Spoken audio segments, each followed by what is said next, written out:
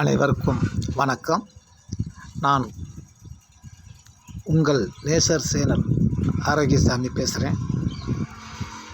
எல்லோரும் நல்லா இருக்கீங்களா? நான் இப்பொழுது இருக்கிற இடம் நீங்கள் பார்த்துக்கிட்டு இருக்கிறது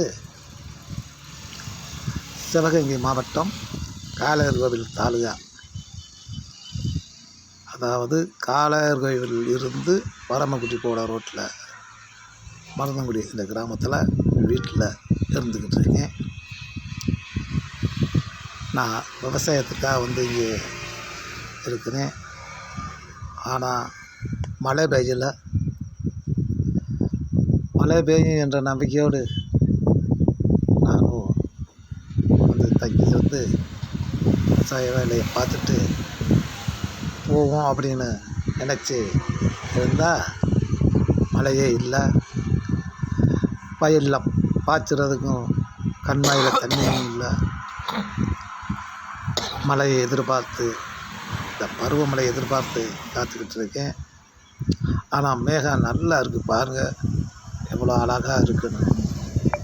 ஆனால் மழை பெய்ய மாட்டேங்குது.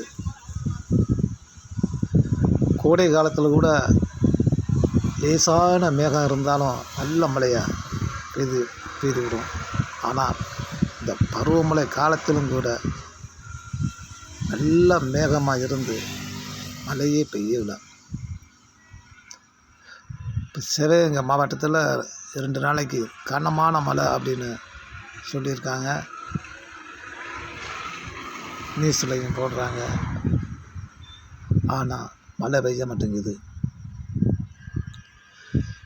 முன்னாடி சொல்லுவாங்க, கார்த்திகை மாதம் காற்றாக போனாலும் போகும், தூறலாக போனாலும் போகும் அப்படின்னு. அதுபோல் காற்றும் தூறலும் தான் இங்கே நடந்துக்கிட்டு இருக்கு. அதனால் மழை பெய்யும் என்ற நம்பிக்கையோடு நான் ஊருக்கு போகாமல் இங்கே இருக்கேன். நான் இருக்கிறது இப்போ புதுக்கோட்டை மாவட்டம் அறந்தாங்கியில் விவசாயத்துக்காக இருக்கேன். ஆனால் மழை பெய்ய மாட்டேங்குது நேரத்தோட. உங்கள் ஊரில் எப்படி இருக்குது? மழை பெஞ்சிருக்கா அப்படின்னு ஒரு கமாண்டில் தெரிவிங்க பார்ப்போம்.